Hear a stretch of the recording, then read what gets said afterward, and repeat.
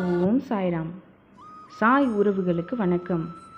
என் அன்பு குழந்தையே, உன் பிரச்சனைகளை நினைத்து நினைத்து உன் வாழ்நாளில் இருக்கும் நிம்மதியை இழந்து தவிக்கிறாய்.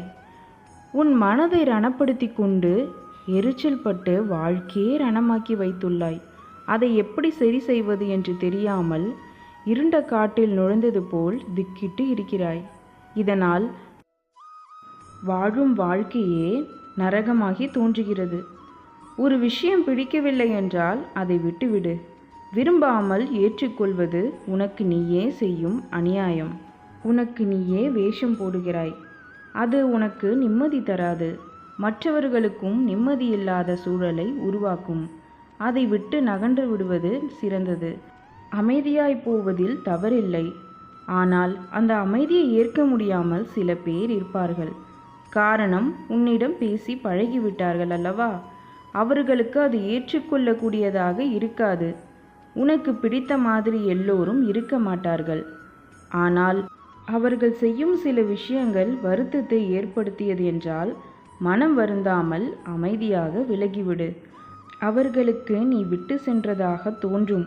உண்மையான காரணத்தை அவர்களுக்கு நீ உணர்த்த வேண்டும் என்பதில்லை. உன்னை புரிந்தவர்களாக இருந்தால் அது அவர்களுக்கு தெரியும். அவர்கள் செய்த தவறு என்ன, எதற்காக நீ அமைதியாக இருக்கிறாய் என்று. இதை ஒரு விஷயமாக எடுத்துக்கொள்ளாதே. அதை மற்றவர்களிடம் கோபமாய் வெளிப்படுத்துகிறாய். அவர்கள் என்ன செய்தார்கள்? கோபத்தையும் எரிச்சலையும் விடு. உன்னை காயப்படுத்தினது நியாயமில்லைதான். அதற்காக அந்த கோபத்தை மற்றவர்களிடம் காண்பிப்பது தவறு.